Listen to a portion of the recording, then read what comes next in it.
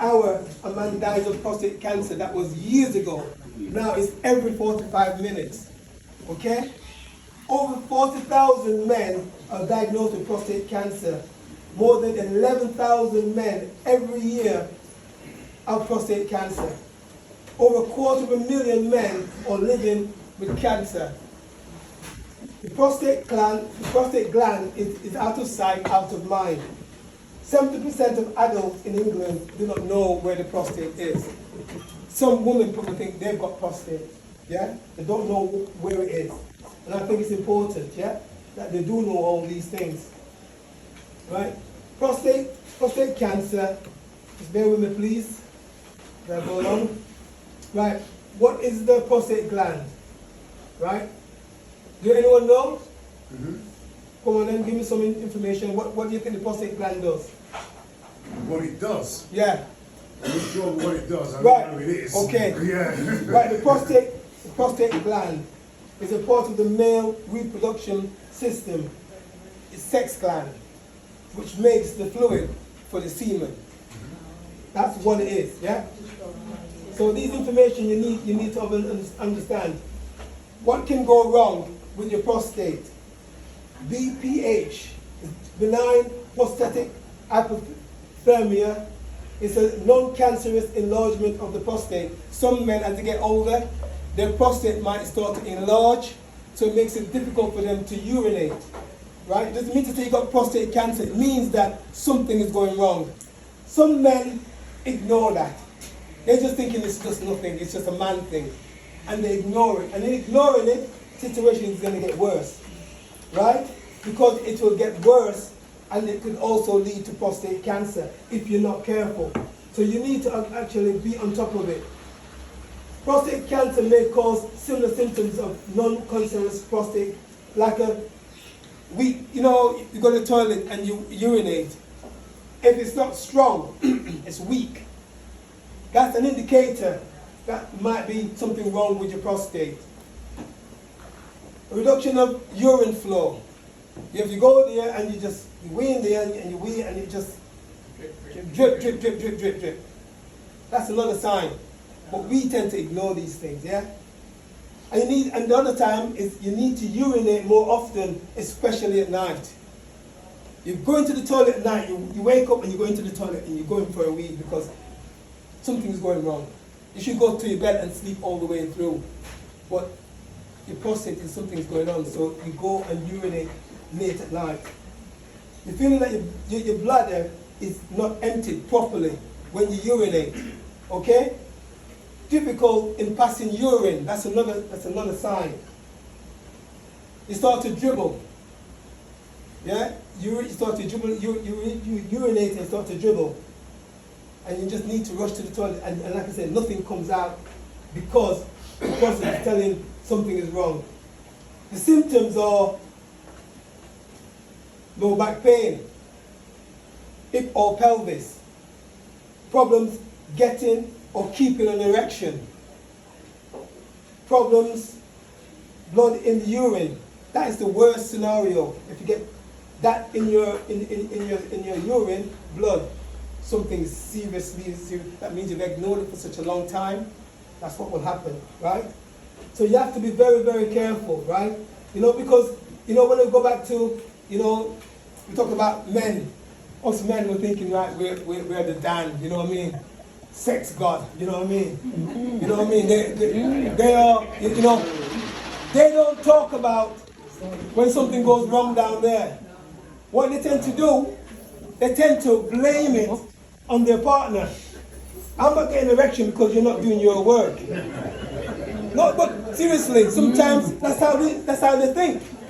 And the woman will think, he's not interested in me anymore. So he must be playing the field.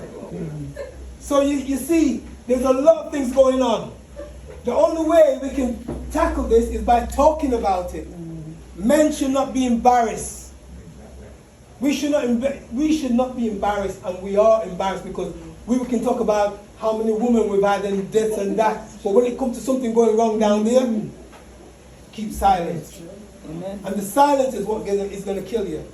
Because you leave it to go on and on and on until it gets out of hand, until no more. Okay? Right? Also, your age factor. 9 out of 10 men who has prostate cancer, they said it was over 60s. When I was younger, I never knew nothing about prostate cancer, but it says that only old men get prostate cancer. That's a load of rubbish. Younger people are getting cancer. Younger people are getting cancer. So don't think it's an old man's disease. It's not an old man's disease. Also, you're anesthetist. Can't pronounce the word. Yeah? Yeah? African Caribbean men, 1 in 4 will develop prostate cancer in their lifetime. 1 in 4. In white men, it's 1 in 8. What does that tell you? Something's going on. Remember, 1 in 4 black men will develop prostate cancer in their lifetime. In white men, it's 1 in 8. It must be in DNA. It's nothing to do with, I don't think, your DNA. I think there's a lot of things going on, and we'll discover that. Yeah. What we're going to look at now, if there's cancer in your family, you're 2.5 more likely to get this disease. So if you feel that in your family, so you need to know your family history. If people in your, whether it's breast cancer, whatever, something is going on, it's good to check it out. Also the environment, the food that we eat. These are also factors that can create problems, right? You know, dairy fat, right? I don't eat no dairy products because it's cancerous. I don't eat red meat. I eat white meat, such as chicken or fish. When you eat red meat, I'm not saying you should not eat it, but eat it in moderation. If you're eating religiously all the time, what happens with red meat, when you eat it, it stays in your gut. And it takes longer to digest. So it ferments and creates all sorts of problems, which can lead to all sorts of different diseases because it's infesting all your organs. Whereas white meat, you eat it, gets all the nutrients out of it, and it goes, flushes out. Red meat stays where it is. So be careful of that, yeah? Right. Done that. Right. Fruits and vegetables. Right, what you should eat. Who knows about lycopene? You know what lycopene is? Tomatoes. Right. When is lycopene more potent? When it's cooked. All right. Nice one. Yeah. Tomato. The light. Good. When it's cooked. No, seriously. When it's cooked, the seed is so potent that fights cancer. A lot of people don't know that. It's in tomato. The seed, when it's cooked. Now, listen to this. You know, the pharmaceutical company controls the food entire market and they want to change everything around, genetically engineering things. What they got now is seedless satsumas, seedless grapes, right? Everything is going to be seedless. Now we've got to be careful about this because how can you reproduce something out of nothing? It's genetically engineered to kill us off. Because we're eating something, we're eating these things, and it's destroying our internal organism. It's creating problems for us. So I never, if I go to a shop and they're selling seedless grape, I said, no, I want seeded grapes. If I can't get seedless grape, I look at someone who's got an allotment, who has all the right things and no pesticides and what have you. So that's what I would do. I would actually aim towards getting things that's seeded. It's more potent because those seeds fight cancer. And the only way because we're not sure about that, we're dying because it's so convenient to actually have a grape and it's gone. So inconvenient to have a satsuma and it's gone. But you're dashing away the most important thing that fights cancer. Yeah? So it's important that You need to know that, right? Can I ask a question, please? Yeah. So, why don't the doctor tell you this then? Listen, Why? the doctor is related to the pharmaceutical company. They pay the doctor to tell them what to do. They pay the doctors to prescribe the drugs that is killing us off. You understand me? And that's why. And I'm here to tell you we need to have a different mindset. We know we're going to die eventually, but we want to a lot of us is living longer, but we're living longer with bad health. We want to live longer with good health. Why shouldn't we? Make it our choice. Right. It's our choice. Yeah. And what I'm trying to show you is another way. And it's up to you. You can research it and find out for yourself, okay? Okay? So it's always good to eat all the right things that's more natural, right? When you go to the supermarket and you see all the, you talk about five a day, and all these fruits and vegetables, be careful. Because a lot of those fruits are genetically engineered. You're eating something, how can, you have these things that might be in there for a week or so, and they still look fresh. Now, you want to ask questions, because when you have these natural fruits and vegetables, they go off. Yeah? They go off quick. Yeah? The only way they're going to preserve it is by putting chemicals. So we're eating chemicals, and the chemicals is destroying ourselves. Yeah? I'm going to leave it there because there's going to be a part 2. But I'm going to give you my story. Right? I was born in Jamaica, Kingston. I left Jamaica when I was 9 years old. I did not know my father. I was told that my father was dead. And next minute I know, I was rushed from Jamaica to England because I was in badness. I was doing bad things in Jamaica. So I was sent. So met my mom for the first time. My mom left me when I was a baby, so I didn't even know my mom. Right? So I was walking in the airport, right? Walking around, I had my tag, my name tag, and some black woman would come up and look at me, oh no, you're not mine, you're not mine. That was it. And then I met my mom. I knew she was my mom because she just looked just like my grandmother. Because I thought my grandmother was my mom, she raised me. And I was brought into an instant family. My mom married, got kids. And it was difficult for me because of the way that my background was regarding speaking Jamaican, patois. I got knocked left, right, and center because they said I was talking bad. I had to talk more Englishified. So my culture was being pushed to one side. My language was put to one. I'm sure not only me. There'll be a lot of black men, black girls come from yard. It's a beautiful language. I can understand when I go back to Jamaica, but trying to speak it, I feel like a foreigner, right? And that kind of, in a sense, upset me.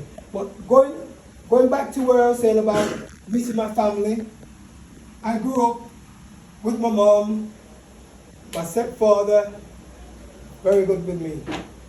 And when I was in my teens, I started to have a dream. And I had this dream was this man calling me. And I didn't understand the dream.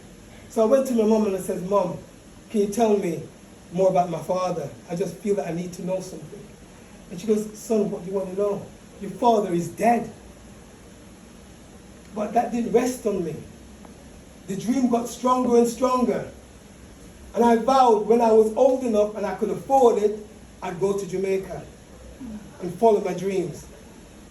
Took many journeys. Many journeys. And you know something, when I was age 42 years young, I met my father.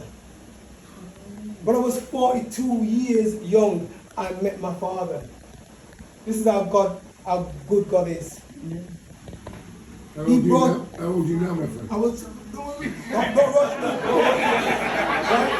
I was 42 years young. I met my father. Yeah?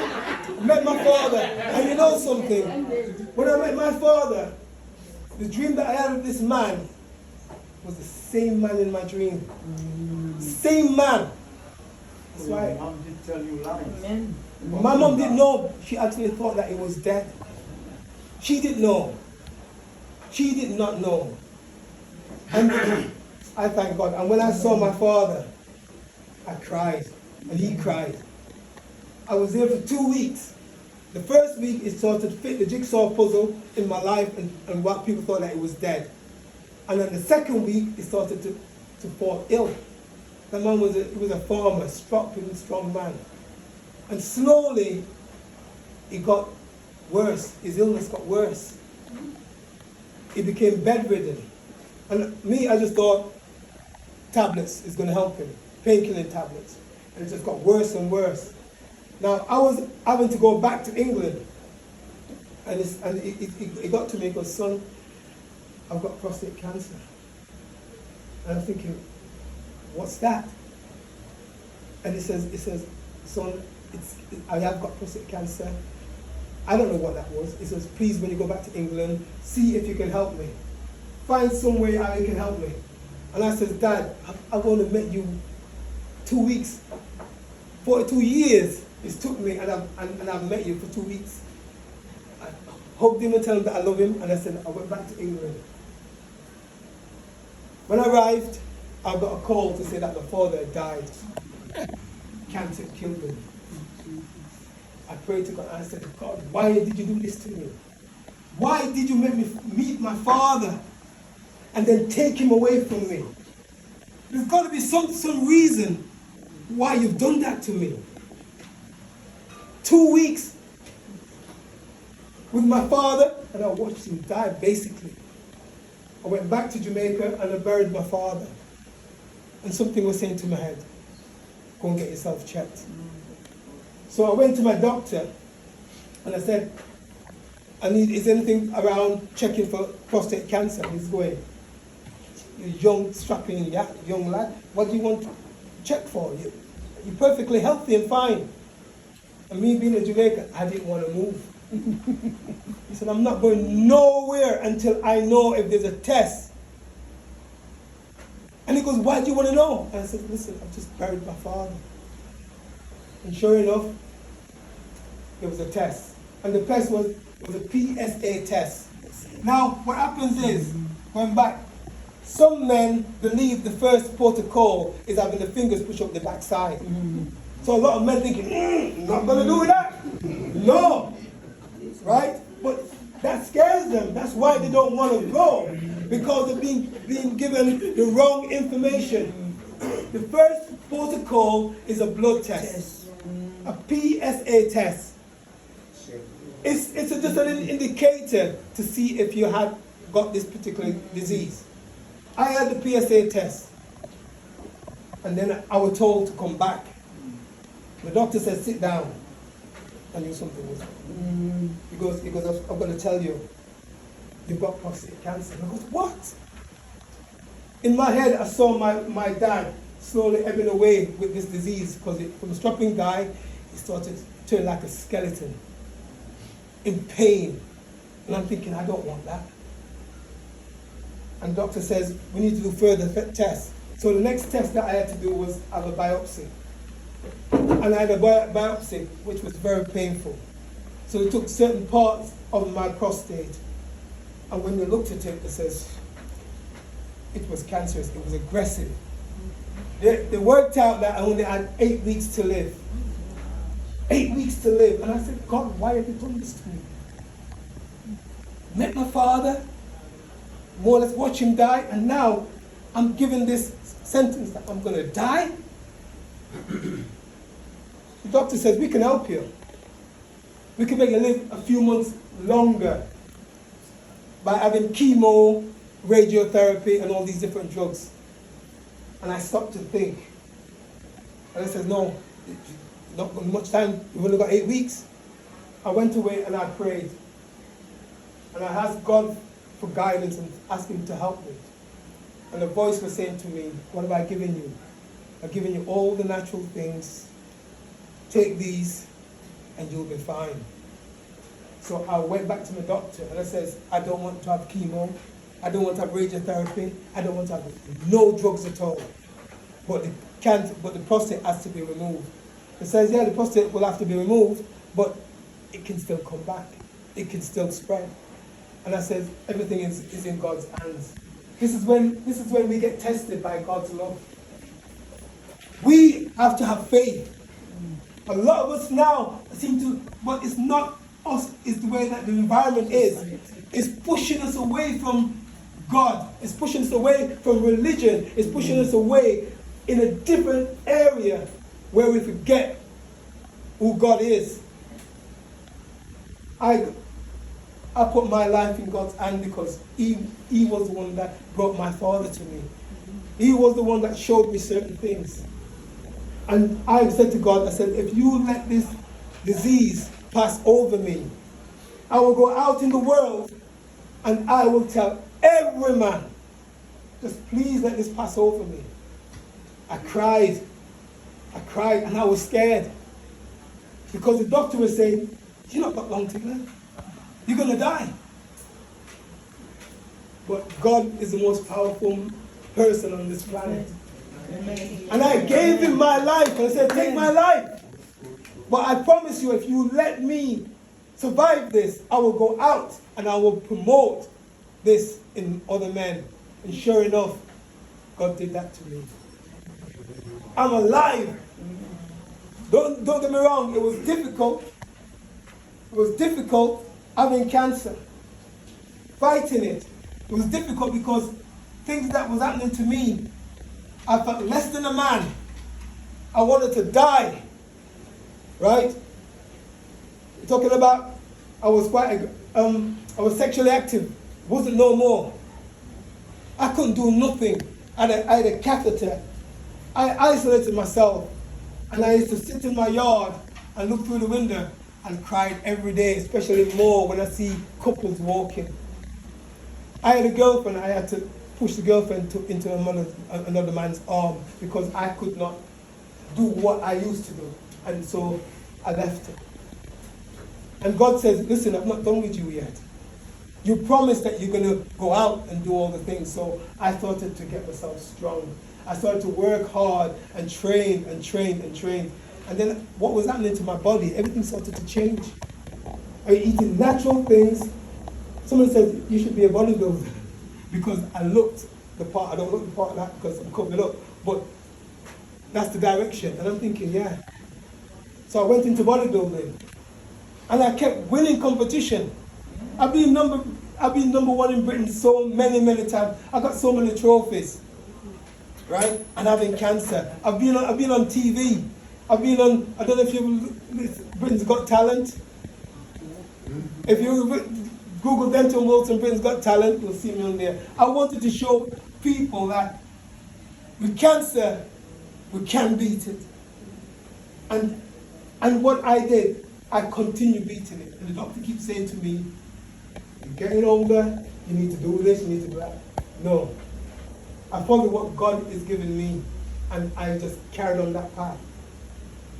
I wanted to be number one in the world, and I became number one in the world as a natural bodybuilder. You said you want to know my age? I'm 69 years young. 69 years young. And the thing is, right? We have plastic surgery. The thing is, right? Like, there's a lot more to my story of how I came. My age, I was going backwards. And the reason why I was going backwards was because of what I was put inside my body. God is so wonderful. He's given us all the cure. And all we need to do is know where those cures are. You know when you go to your doctor will prescribe certain medicine. A lot of people don't ask the doctor, what's the side effect? They just believe what the doctor tells and take it. And they might feel a bit funny. They've done some damage and you've got to go back and you've got to correct the damage that you've done. So when you start taking one tablet, some people taking 20, 30 tablets just to survive. I don't take no medication. Amen. None. whatsoever. And my doctor keep tormenting me. You're at that age. When I was 50, you need to come for a flu jab. You need to come, when I was 55, you need to come for this, you need to come for that. They keep tormenting me now for me to come back to get injected. And I'm thinking, but why? I know what they want. I'm living longer. Yeah. Right? My pension, I'm a pensioner. They're thinking, get rid of That's him. what it is. That's what it is. Amen. No, no, seriously. Yeah. We have to look at the facts. We want to live as long as we can. And the only way we can do that is by eating the things that God has provided, not what man has made in a laboratory. Because those are the things that are synthetic, those are the things that's killing us. And I'm living proof.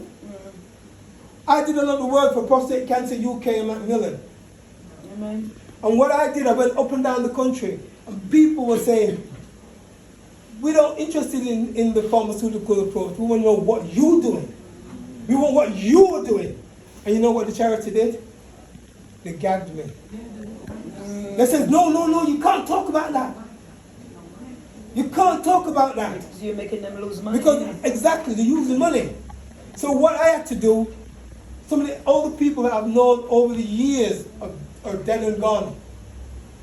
And they said if they knew what I knew, they wouldn't have made the approach that they did. They'd do more investigation. Because their life ended by doing what the doctor has told them. I'm not saying all doctors are wrong. I'm saying that we need to change our mindset.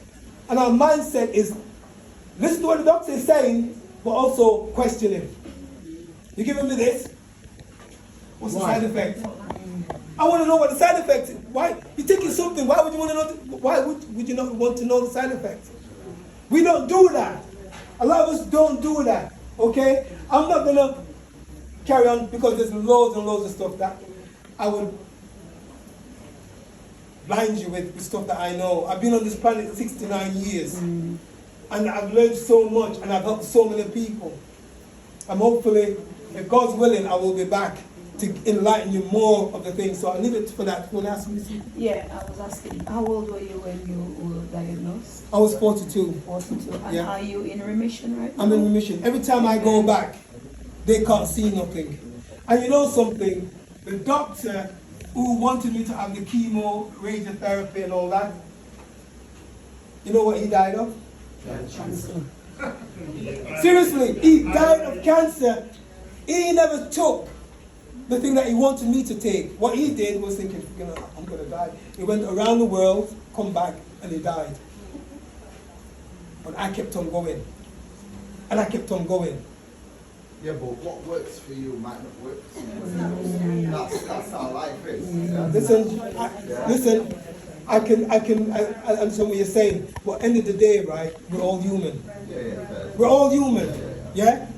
If you're saying what works for me will not work for you, I'm not saying, I'm not saying to people, be a bodybuilder and live longer. No, I'm saying good health, eating all the right things, exercise, do all the key things. What you put, that's right. If you do all the right things, your longevity of life is going to stretch.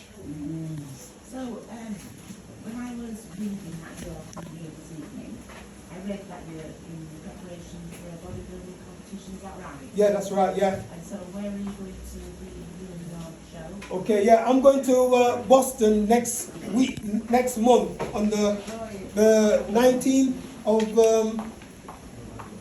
November. Yeah. I'm going to compete for the world in the over 60s Masters at 69. God has been good to me, and He continues being good to me, and hopefully, God willing, I'm going to come back with the world. Amen. You know? Amen.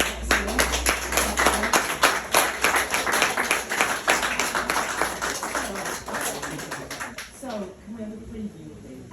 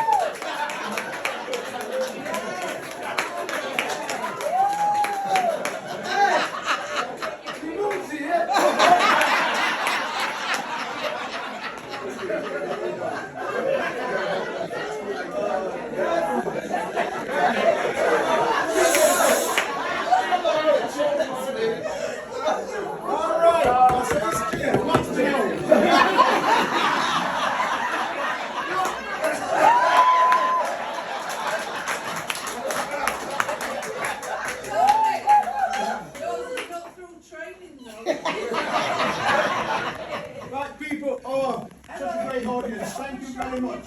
Just No. I think Denton is conscious of. Denton is very conscious of the reason why we meet on a Thursday, which is to enjoy the game of dominoes. So he's cautious of that, and he's mindful of that. So he's wrapped up what he's going to say to us this evening. If at all you feel like there's another time you've got something else you want to add, I'm sure people wouldn't mind you arranging that, and we'll go with it. Is there an email?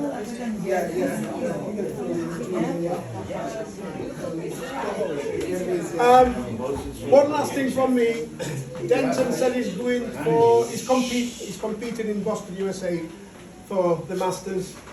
I'd just like to ask you, please, if you don't mind, giving him a donation, a donation can there that you. Other than that, there is. Where's the leaflet? This here. If you scan that barcode, it'll take you to a website where you can make a donation in regards to wish. Okay. Yeah, can you just say one more thing? Being such a lovely audience, just one thing. I also write poetry as well as write a book, and I've got poetry for you, right? It's called Black and White. Okay? Because that's what black and white. I was walking down the street, minding my own business, not causing any fuss. Then all of a sudden, I was jumped upon by some hooligans. They were calling me this, they were calling me that. So I'm man is black. What's wrong with that? Go swing on a tree, one of them did say. I stepped back in dismay. I said, I'm a human being just like you. Can't we be friends and let Iron Man pass through? They laugh. It says, prove to me that you're human. I said, I'm built like you. 2 arms, 2 legs, a head. God made these things that I have said. We're different in visual appearance, but we're all from the same parents. Brothers and sisters are we on this earth, because this is the place of our birth. We should live in peace and harmony, not hate each other like enemies. I'm black, you're white.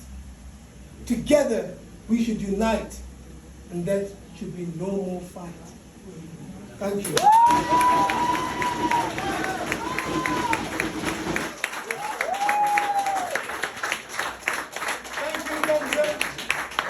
One last thing, not from me, but Cynthia would like to say something on the same subject matter. Quick. Right, you mentioned it. Oh yeah, just to mention that Denton's got some books out. This is his later one, but it's going to change the cover, so they're available on